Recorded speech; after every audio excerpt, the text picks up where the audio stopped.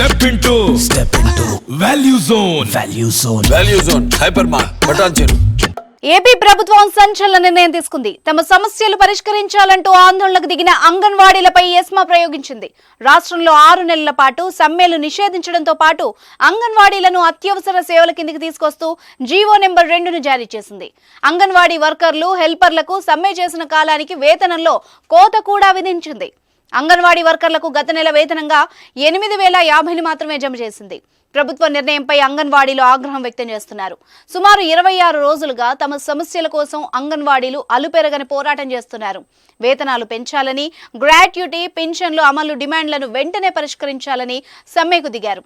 విధులకు హాజరు కావాలని జగన్ సర్కార్ హుకుం జారీ చేసినప్పటికీ తమ ఆందోళనను విడవలేదు. దీంతో సచివాలయ సిబ్బంది చేత బలవంతంగా ప్రభుత్వం అంగన్వాడీ కేంద్రాలను తెరిపించింది. అయినా వెనక్కి తగ్గకపోవడంతో అంగన్వాడీలతో పలు దఫాలుగా చర్చలు జరిపిన ప్రభుత్వం పలు డిమాండ్లపై సానుకూలంగా స్పందించింది. అయితే మిగతా విషయాల్లో ప్రభుత్వం నుంచి స్పష్టమైన హామీ రాకపోవడంతో అంగన్వాడీలు సమ్మెను కొనసాగిస్తున్నారు.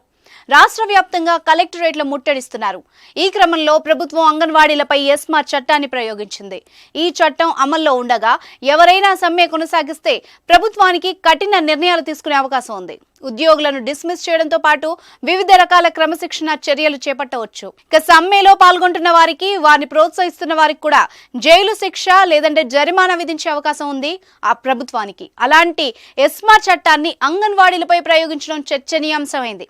దీనిపై అంగన్వాడీలు ఎలా ముందుకెళ్తారన్నది ఇప్పుడు ఉత్కంఠ రేపుతోంది.